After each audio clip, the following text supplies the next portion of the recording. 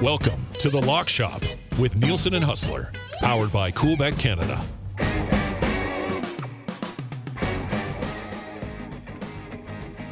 All right, happy Monday, everybody. Welcome to The Lock Shop. Dusty and Hutz with you right here on Edmonton Sports Talk. If you're watching over on YouTube, hammer the thumbs up for us. If you are listening on TuneIn or at iHeart or at EdmontonSportsTalk.com, tell your friends how easy it is to consume the good stuff right here on EST. Huss, what's up, buddy? How you doing, my man? I'm fired up and ready to talk about the NFL draft and the NBA for the next 45 minutes. That's weird because I really want to know what the hell's going on with the Jets. So we'll get into all of it. We got a lot of NHL stuff to get to. I mean, we could spend the entire show on the 4 Canadian series. So we'll get into that. A couple games tonight in the NHL as well. Lakers look to stay alive again tonight against the Nugs, so we can get into that. And the NFL draft, we obviously, even Friday, hit on the first round. Obviously, some other things happening over the weekend. Saw my Detroit Lions with maybe the best draft grade out of everybody. So that was nice to see. So, yeah, lots to get to. Plus, tomorrow is CFL draft day. So Edmonton Elks holding the first overall pick. Larry Marshall Ferguson on the Nielsen show tomorrow to discuss that as well. But yeah, man, I don't know what you tell me. What's going on with the Jets? What's happening here, dude? They are getting worked. Colorado's just that good, or are the Jets playing poorly, man? Like, what's the deal? I mean, listen, it's a little bit of both. I mean, I'd be lying if I said, oh, yeah, this is just the Jets team we've seen all season long.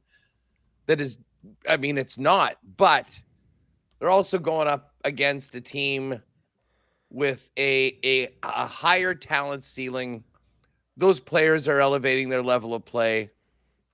And the Jets just don't have an answer right now. I mean, that was 6 miserable periods in Denver over the course of the weekend.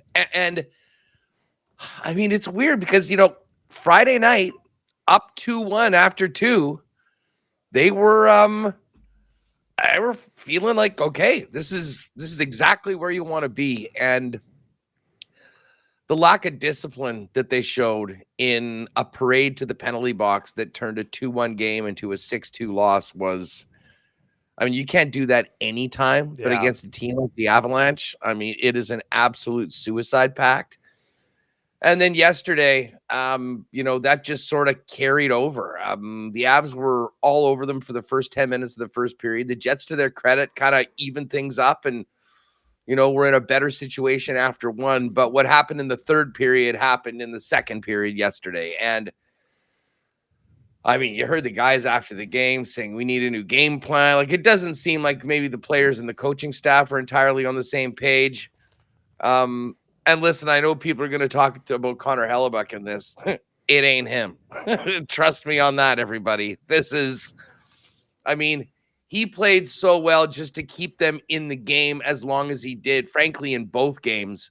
And then the dam just broke. But McKinnon's been good. Rantanen hasn't been much of an issue. It's Cale Makar that is. Has that been? I was looking because Nichushkin and Lehkonen have combined for 10 goals, right? Nichushkin, so I mean that's pretty. When Nichushkin's going, man, he's a load, isn't he? But it's been Cale Makar. Like, Cale Makar's having his way right now. Yeah, dude, he went full Bobby Orr yesterday. I mean, the guy took the puck from his own corner, skated around everybody. Adam Lowry, of all people, had a chance to sort of blow him up, didn't. And the next thing we knew, it was in the net. But listen, when they come back home to Winnipeg tomorrow for Game 5, we're going to see some changes. I think Cole Perfetti's going to get in the lineup. I mean, how much that helps. Like, the pace of the Colorado Avalanche and like speed is not his forte, but he does have a knack for producing, getting in places that make it happen. And the bottom line is Tyler Toffoli is doing nothing right now. Sean Monahan's having a struggle. Nikolai Ehlers hasn't got on the board. Who is playing well? Who is playing well?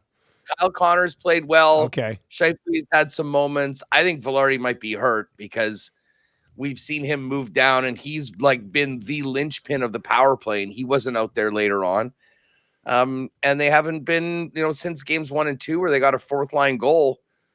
That's been about it. So, I mean, we're seeing a Colorado team that I think realized how poorly they were playing at the end of the year, looked themselves in the mirror, and everybody has stepped up. And listen, I'll be as guilty as anyone. You looked and said, okay, they've got the superstars, but the Jets are a great defensive structure. They're a deep team.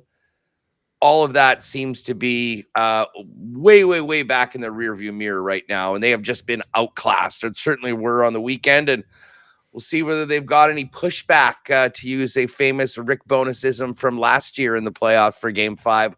We'll see what they have tomorrow on home ice. But I can tell you that there's not a lot of folks that are making plans to watch Game 6 and 7 right now. It sort of feels like listen, at times it looked like the Globetrotters and the Washington Generals, to be honest with you. So what a level that the Avs have found here.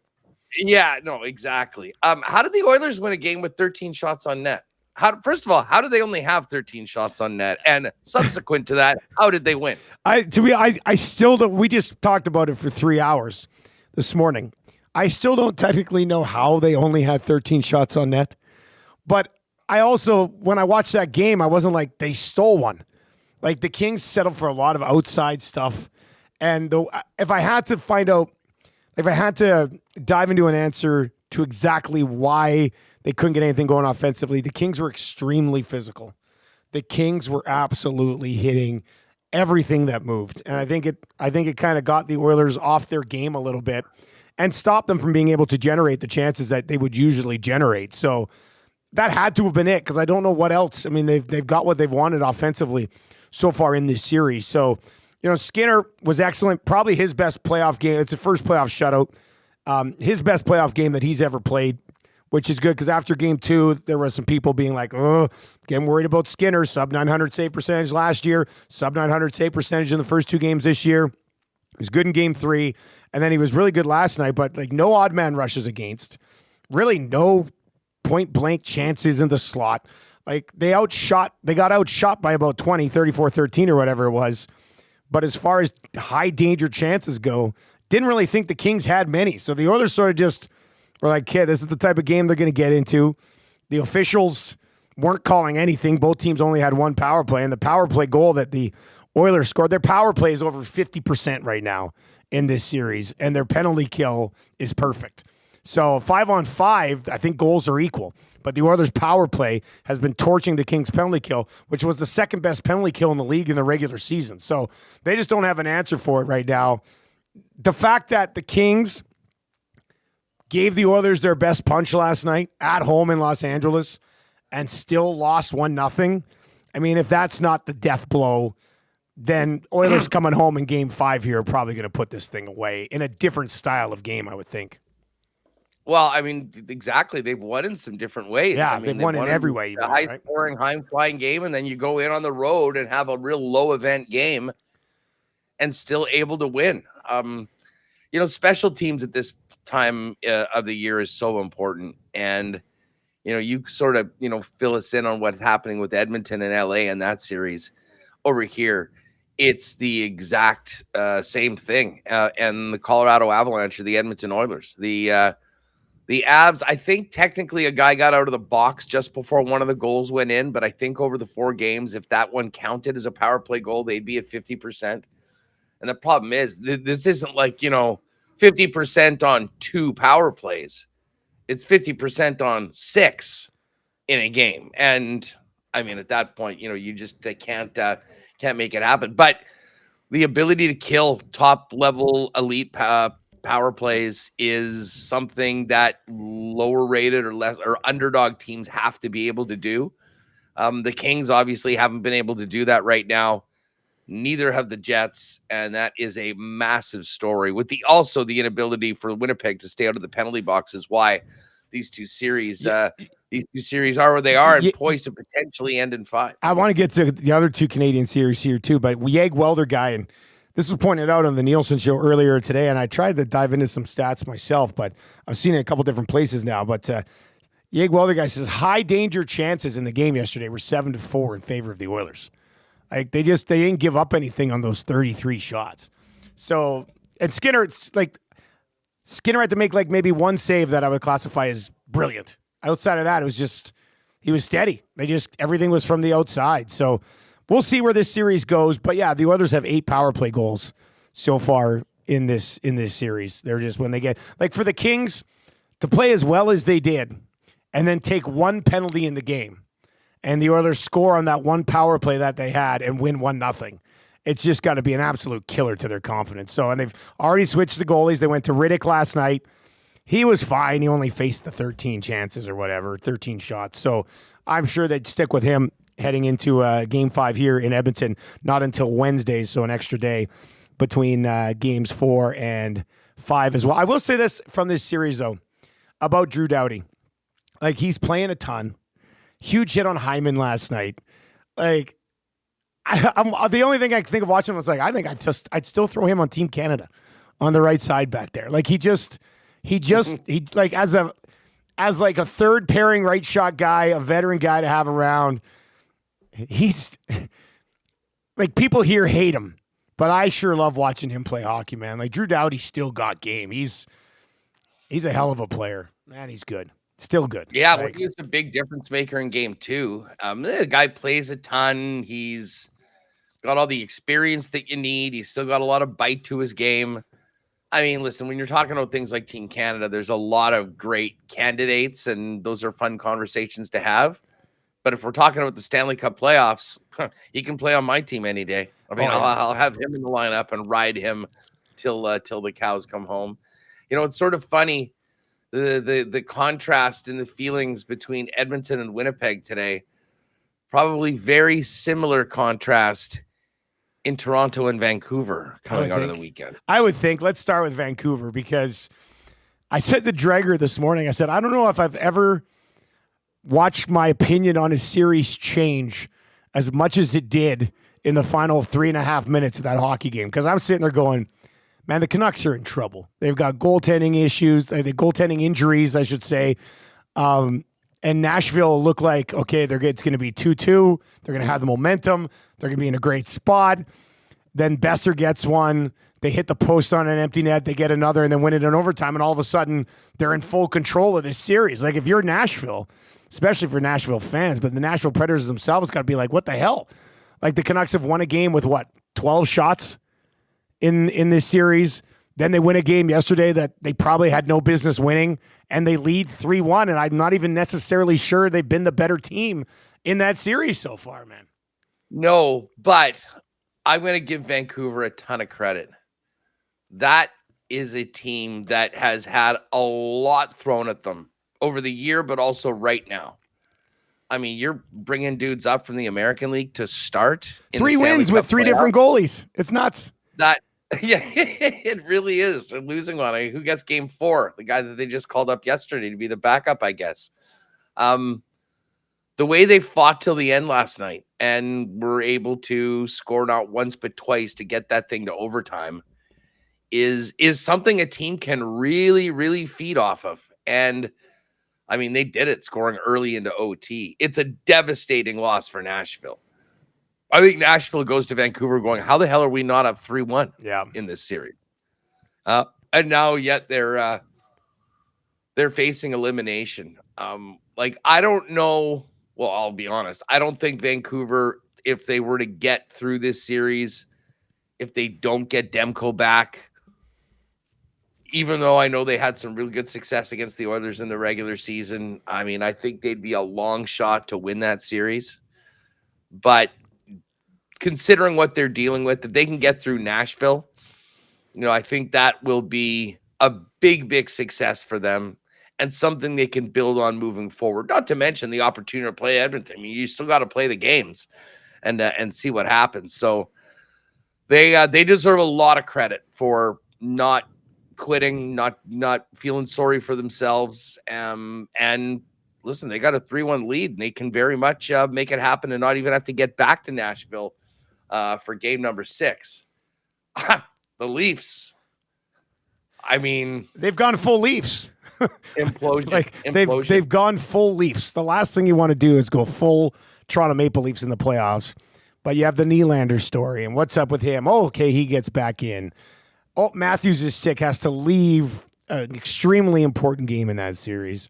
And then Mitch Marner. I mean, as far as guys who've become whipping boys in Canadian markets, and I know we've had a few of them here in Edmonton, and I'm sure you guys have had a few in Winnipeg along the way.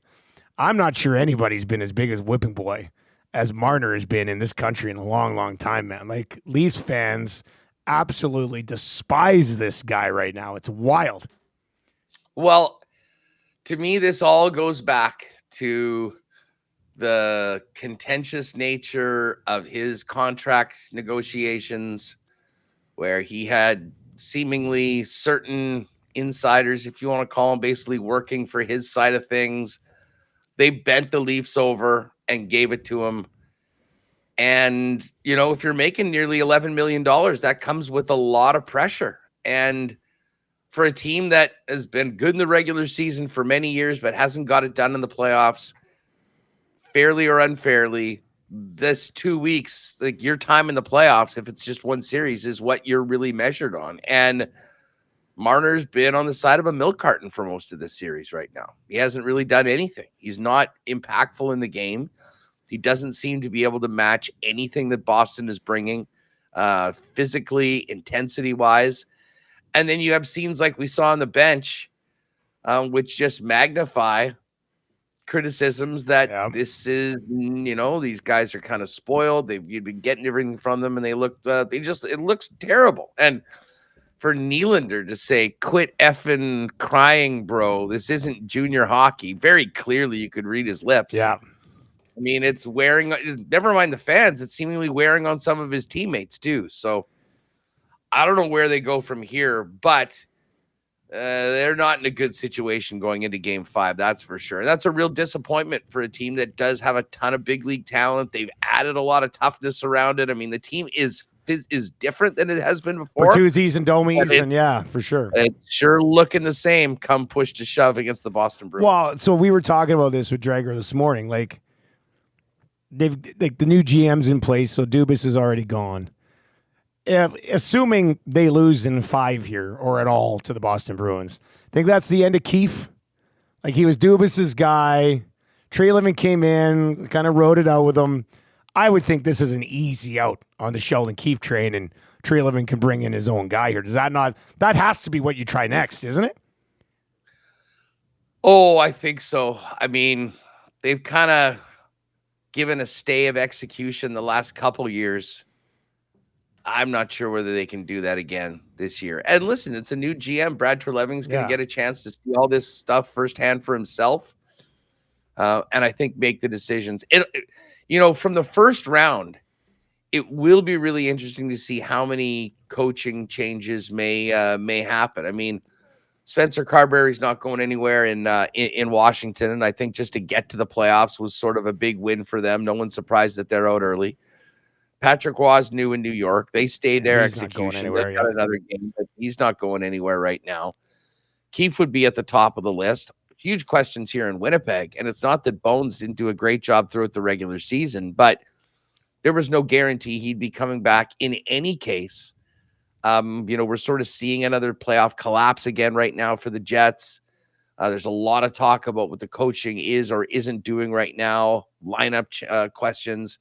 And then you think about the fact that, you know, whether it was his wife or, you know, something that he had right now, he's missed a considerable amount of time. And you do wonder whether they turn that over to Scott Arniel, who is the likely successor to Rick Bowness for next year.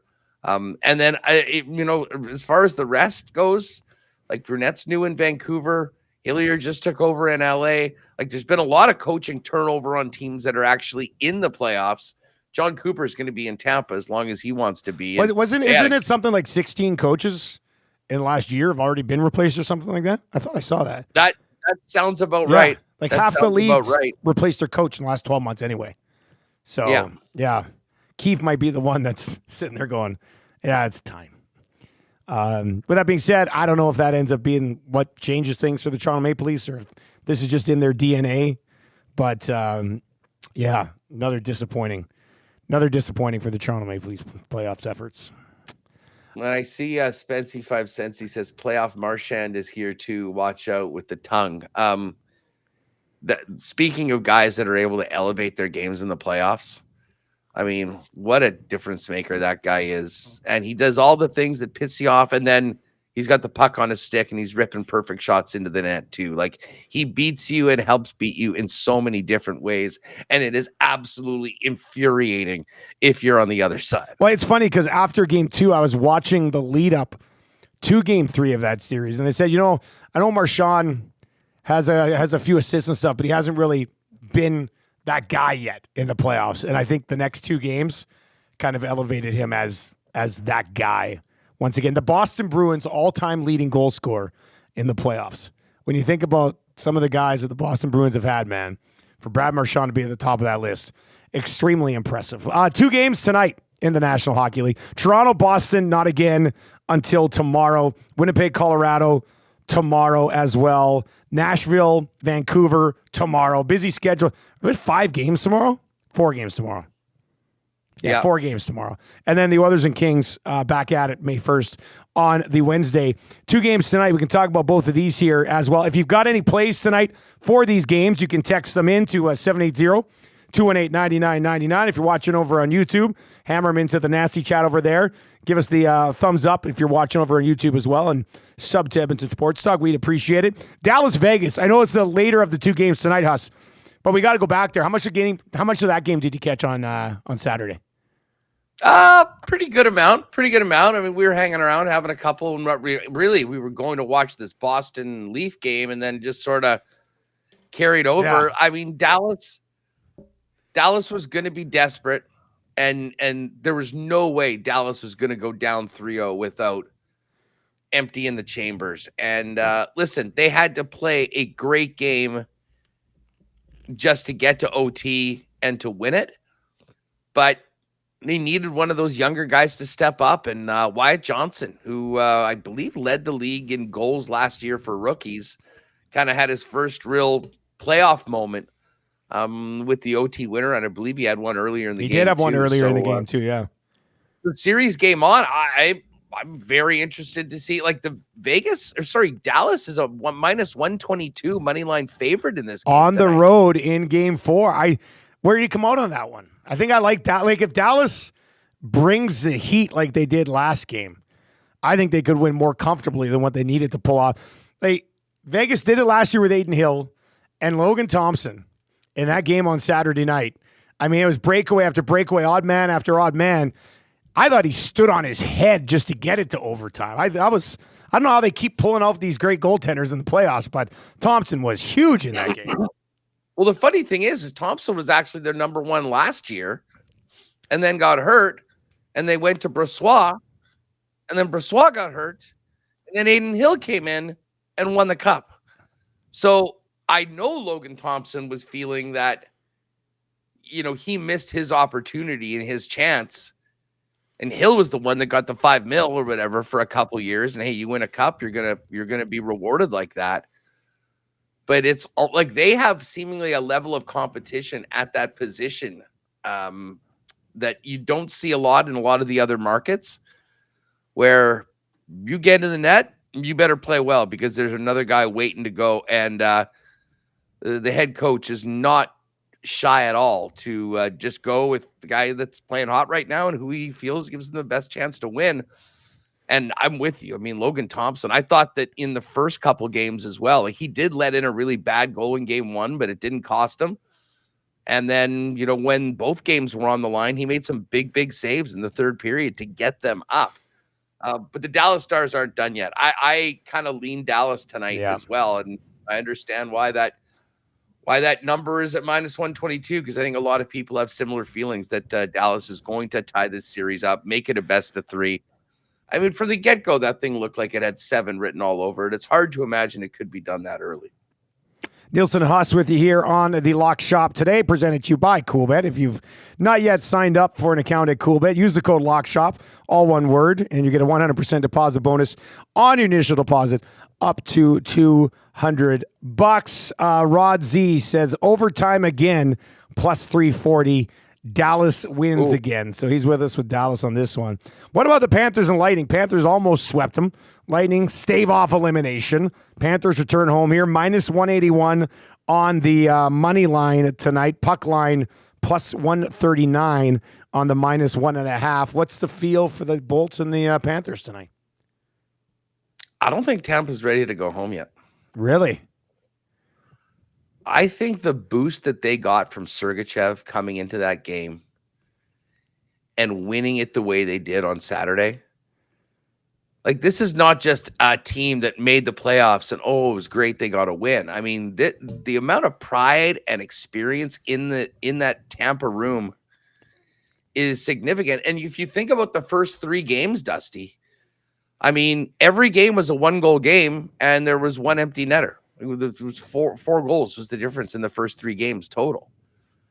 Like, I look at this series and I think that, with one save here, one save there, we could be talking about a very, very different situation right now. Now, you can't change anything when you're down 3-0 other than give yourself a chance to play another day. That's what Tampa did on the weekend. Like, I don't think the home ice advantage of Florida going back to Fort Lauderdale is going to be something that the Lightning can't overcome. I'll be honest. I think I'm going to ride with the underdog tonight. Plus 152 on the money line. 152 is a pretty good number. You're right. Well, I mean, listen, I get why Florida's been a pretty big favorite. They've been the team all year long. But I don't know if there's a huge difference in the level of both of these teams. If anything, I'd give the kind of the depth of Florida, maybe the being the difference makers. And then you got a guy like Verhaeghe that, come overtime, he's seemingly guaranteed to score. And that could be the difference between a 2-2 series and 3-1 right now.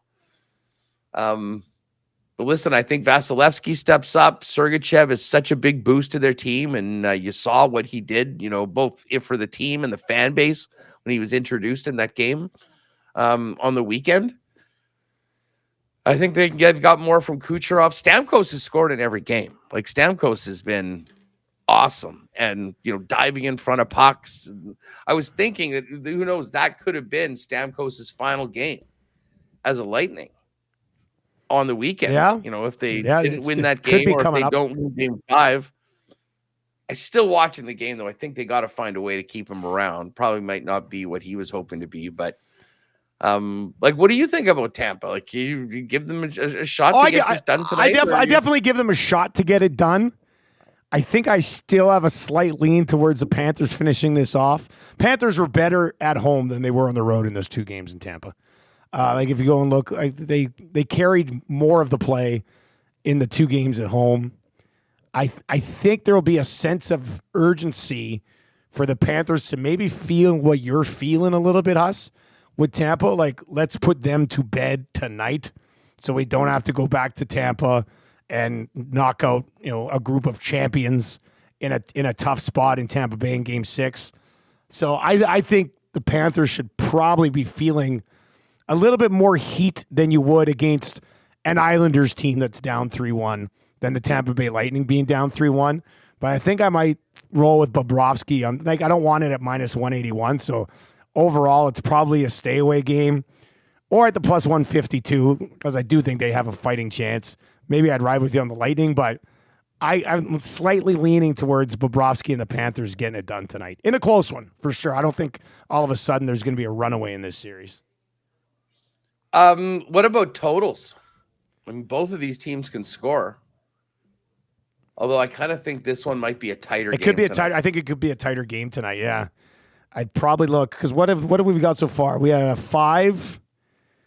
We had a 5 and 8. That was that 5-3 game when they had that third period, and then that 6-3 game. Yeah, 9. Yeah, but like the 2 games in Florida, like I mentioned earlier, a little bit tighter than the ones in Tampa. I think Florida plays better at home. Not that, and that's not a shocker, but so far in this series they've been better at home. They've held Tampa to I think 19 shots in one of the games. Like, they've limited Tampa's chances at home. So I think I'd probably lean the under on the total tonight, even though the last 2 games have kind of been higher scoring.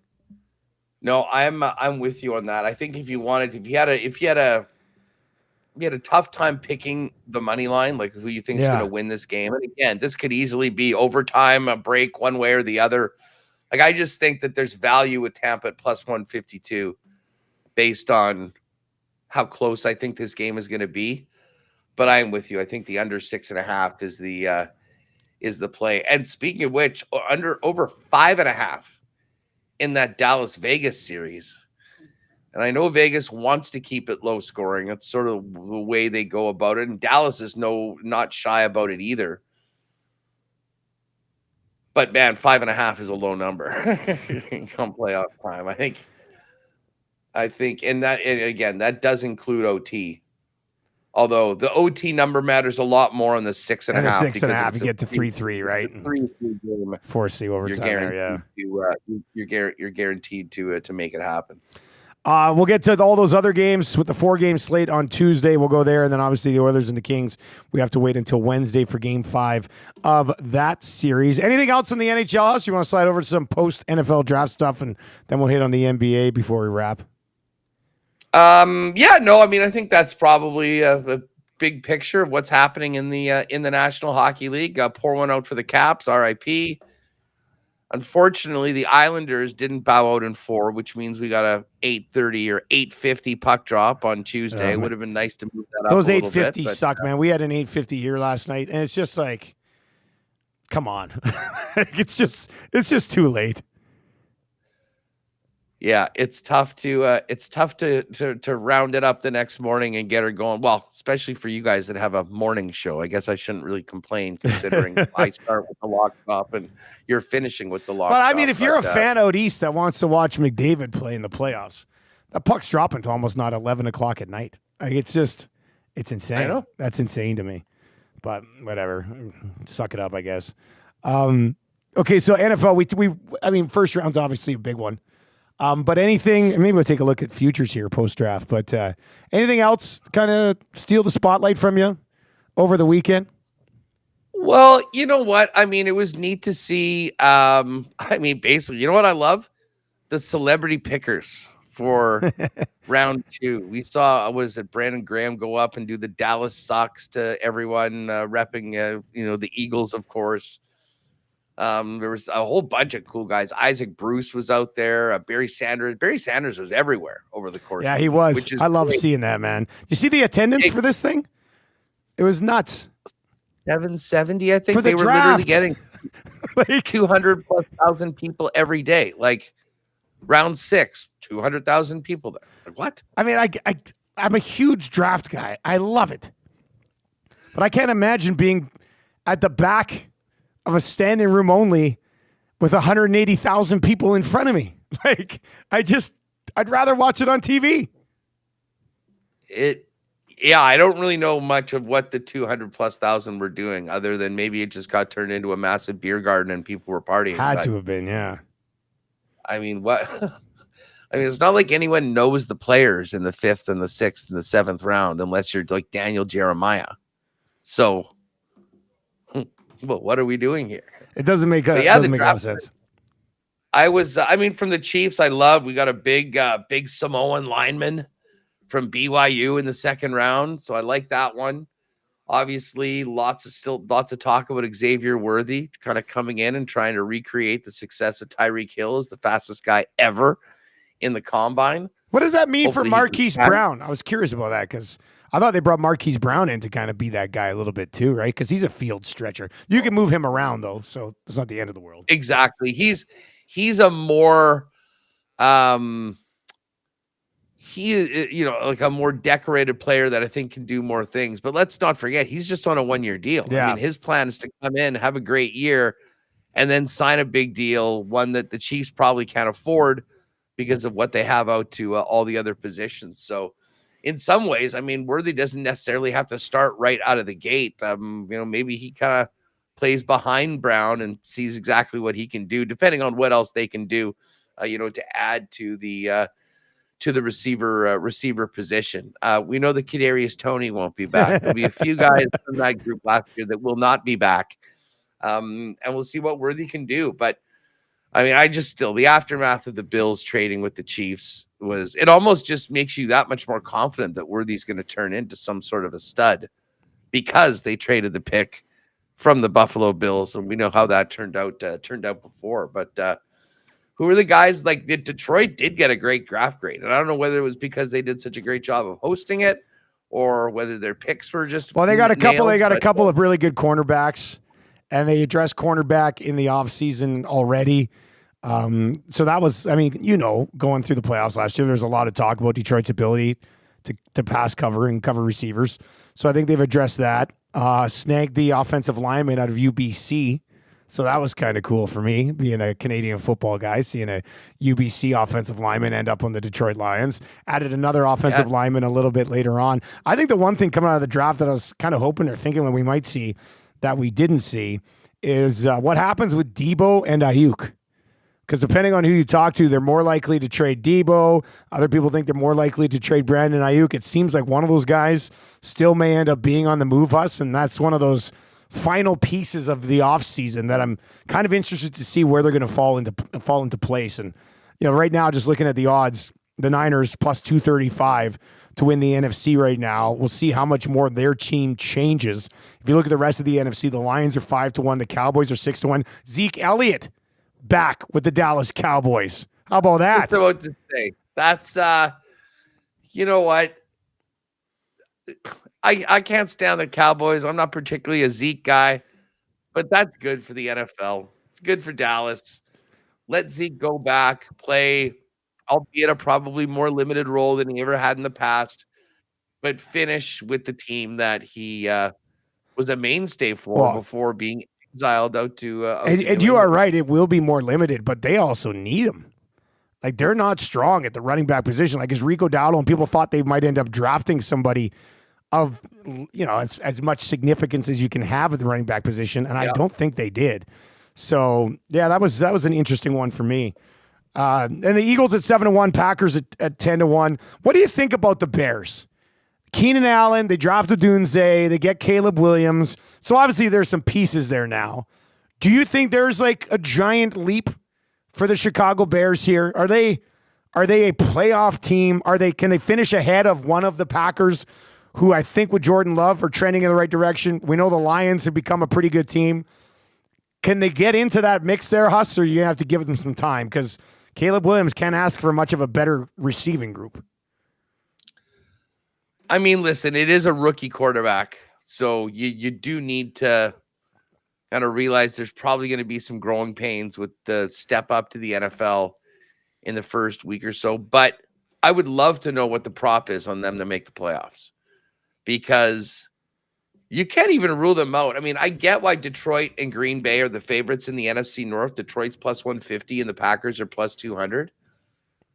But, man, I mean, Chicago, with that offense that they're throwing out next year, if Caleb Williams is the real deal, and most think that he is, I mean, you got Rome Odunze, and then added to that, Keenan Allen, and who's the guy they got from Carolina? DJ Moore. Yeah, DJ Moore, yeah. I mean, that's as good of a 1-2-3 punch at the receiving position as you'll see pretty much around the league.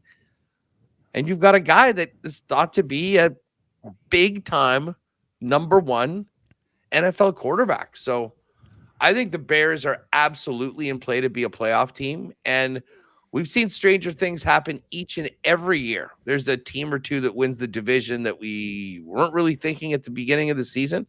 I think people will be thinking that, to be honest, for Chicago. I think there'll be a lot of hype as we get closer to the season. So I'll tell you what, I'll be watching a lot more Bears football than I have in the past. They haven't really been a must-see TV for a pretty long time. Let's get to a quick text. You can text us anytime here on the Lock Shop, 780-218-9999, 780-218-9999. Of course, if you're watching over on YouTube, hammer the thumbs up for us and let us know what you're thinking about tonight's games in the nasty chat over there as well. This text comes in from Northside Sandwich, who was actually just in the office here picking up some gift certificates. Says, guys, I would look at a special in that Florida game tonight. Empty net goal plus 180. I think it'll be close, but Florida will be winning in the end. So you mentioned, Huss, empty net goals all over this series so far. Empty net goal plus 180 in that game tonight. Well, you know what? Empty netter, or was it Duck Dad that was talking about the OT? He was talking about the OT. In the other game. Yeah. Like, I'll be honest, I wouldn't mind the overtime is plus 335 in the Tampa Bay Lightning game. It is plus 325 in the Dallas game. You know, part of me thinks just to bet that on both games and see if we get one. I could see both of these games going to overtime. No problem. I mean, you're not going to parlay those together, but be hell of a thing if you did. It certainly would be. But you are right. I mean, the one thing with this point in the series is that if a team is down, the goalie's out. I mean, you'll have ample opportunity for empty netters. Because there's no tomorrow, and you know how aggressive teams generally are with pulling the plug or pulling the plug on the goalie and just going for it. I'll be honest, I think I like the potential for overtime a little bit more than that. But I certainly understand the line of thinking for it. Rod Z says, guys, take overtime in both. If one of them hits, you win money. You would come out on top. Yeah. If you bet both their overtimes. I'm sort of with Rod on that. All right. So NHL playoffs, obviously busy. Huss, have you been able to dabble in the association playoffs at all? Yes, I have. I'm doing well with the Knicks. Some big performances there. Jalen Brunson, my goodness. I'm doing it. Oh, and I did live bet Utah on Saturday plus 10.5. So you said Utah. Sorry, I mean Denver. Okay, I was like, wait a second, what are you talking about? Yeah. Right, the Nugs. You live bet the plus 10.5. Yeah. Oh, there you go. So they still ended up coming through. I still managed to win on them even when they're losing. But they're back at it tonight. Nuggets -7 favorites at home. Let me ask the Laker guy. I mean, you finally got a win against this team at home. Do you have any confidence that they can actually pull this thing back to LA for game 6? You know, me being doomsday Laker guy, could I see the Nuggets just torching them tonight? And LeBron and AD don't play in the fourth and season's over. You know, always looking at what would worry me the most. I think it's possible, but I think the play here is probably Lakers +7. Like, they have led for like over 3/4 of this series. They've been in the lead for a lot of this series. And I would assume at the first half tonight ends, they're probably leading again, especially with Jamal Murray. And I'm trying to monitor that situation. But Jamal Murray is questionable tonight with calf strain.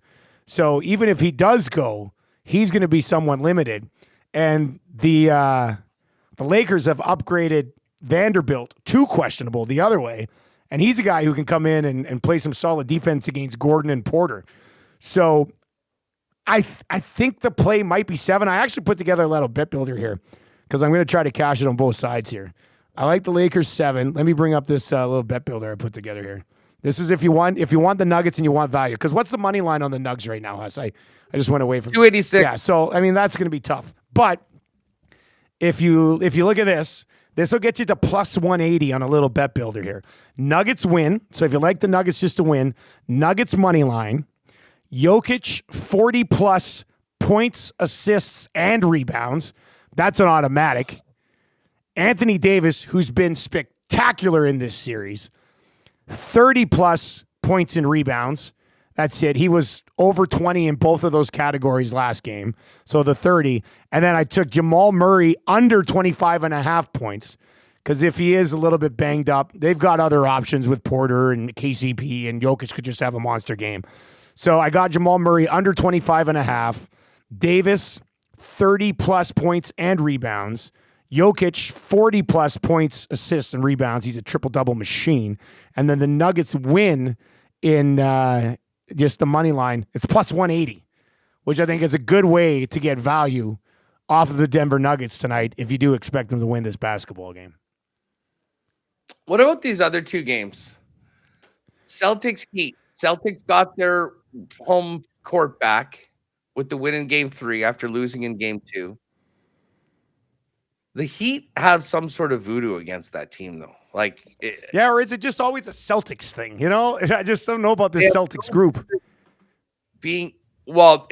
Exactly. But For some reason, the Heat will just go and shoot 55% from three every now and again and win this game. I mean, not surprisingly, the Celtics minus 500. Yeah, I mean, you'd have to believe in them to the 10.5 on the road.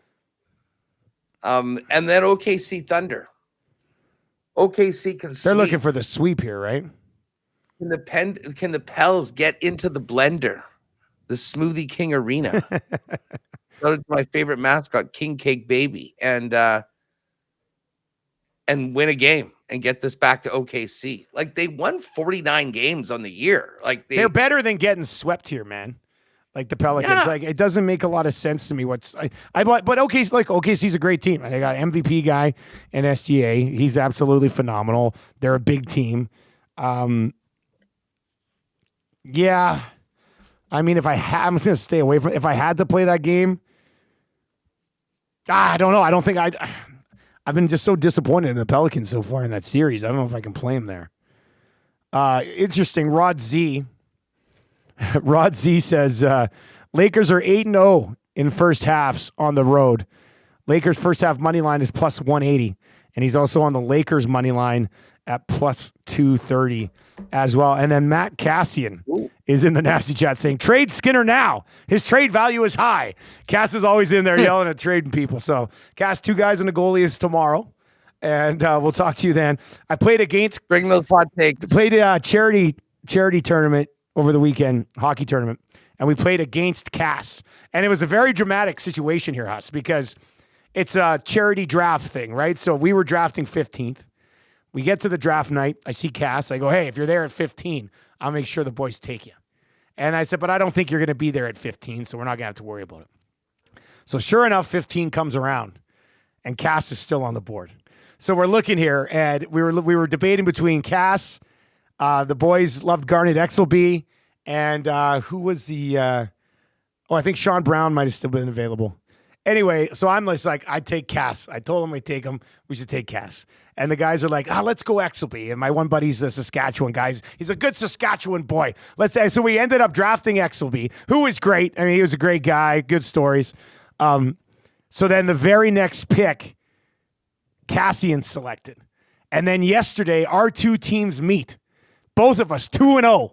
So it's like the battle for 3-0 between the 2 clubs. And on top of that, so I asked Cass on that draft night, I said, did you ever fight Exelby, like in your career? And he goes, one time. He goes, he blew out my knee, and I jumped him. So I went and watched it on YouTube, and the Exelby, I got sucked down an Exelby YouTube hole. He had a lot of late hits. Like he destroyed a few guys. So anyway, I watched the video, and Cass just beats the snot of Exelby. So that was added into the rivalry, like Cassian versus Exelby again. And we ended up winning 6-3, but Cass must have had like 10 grade A's, and our goalie just stood on his head. So in the end, I guess we get the last laugh, but I'll have some explaining to do on the on 2 guys and a goalie tomorrow. I was about to say, I'm sure it should be a colorful edition of 2 guys tomorrow when you get going and have to discuss with Cass. Yeah. What happened to your claim that if you're there, you're ours? Well, like, I know. I knew I was talking a big game thinking I have more power in the I got to remember I'm just a fringe guy on this. It's a bunch of CIBC guys. I'm just like an invite. So I didn't have much say in it. But Cass, in those charity tournaments, Cass looks like Eric Lindros against all of us. Like just this huge guy who can fly, right? And we're all like, oh my God. Luckily, he finished like Brett Lindros, and we didn't have to worry about it. So that was okay in the end. Go ahead, Huss. Hey, just before I roll, you mentioned the CFL draft is coming tomorrow. Coolbet's got draft odds. No, they don't. Now. What? Oh yeah, they do. I didn't even look at this. Position of first overall pick, and the first overall pick, and Joel DeBlanco minus 250, Nick Mardner plus 435, Kevin Mattel 12-1, Gabe Wallace 15 plus 1550. So you got a bunch of guys, but this Joel DeBlanco, he's been mocked heavily to. We had him on the show. We had him on the show. He's a guy who is an American but found a loophole to become a Canadian, and is Minus 250 is a pretty heavy favorite to be first overall pick. That's who I'd take. But, yeah, we'll see. I didn't even think they'd have odds up for a first overall pick for that. Start working your Elks scouting contact. I'm going to be on here tomorrow and be like, I don't know exactly what's happening, but Gabe Wallace at plus 1550 is the play. Like, I don't know. I know that they're going to have the pick in town, but I don't know who it's going to be. So we'll see how it sorts itself out. But DeBlanco, hang out at the airport. What's that? Hang out at the airport with your Coolbet app. We should actually have somebody get down to the airport. I want you to stay there all day. If you see Hernan Salas come in to pick somebody up, text us. Hernan, feel free to tweet out who's just arrived in Edmonton for the festivities tomorrow. What's up on WST today? Well, I mean, an autopsy of 2 disastrous days in Denver. Ted Wyman's going to jump on with us. Jeff Hamilton will hear from Rick Bowness and Mark Scheifele. And we will have Justin Falk, who just coached the Winkler Flyers to their first MJ championship in over 25 years, I believe. They're getting ready for the Centennial Cup. So bring him in on, talk about a good news hockey story from the weekend. And other than that, get ready for what could be one last stand for the Winnipeg Jets against the high-flying Colorado Avalanche tomorrow. But I'll look forward to, who knows, maybe we'll have some more CFL options tomorrow for draft. We'll take them in the lock shop. But we'll definitely do that. And, of course, more games tomorrow. But good stuff. I guess you're on the POD this week. So yes, that's right. Check out a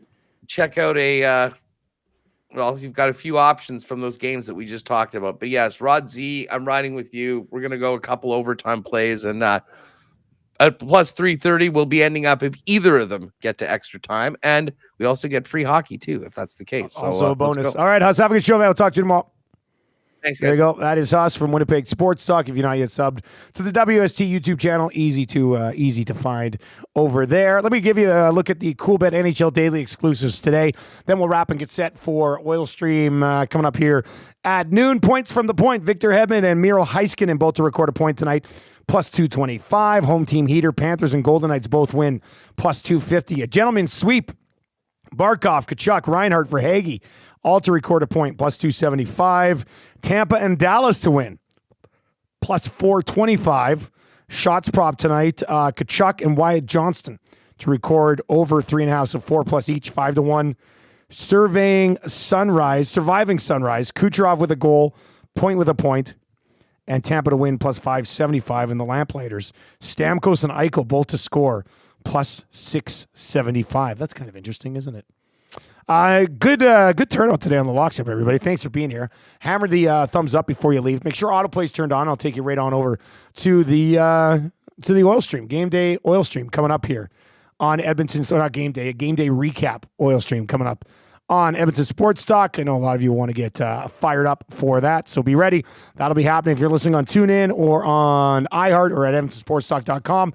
Quick dose of Whale and the Wolf. Oil Stream fired up at noon here today. Thank you very much for joining us on the Lock Shop today. Best of luck tonight, and we will talk to you tomorrow.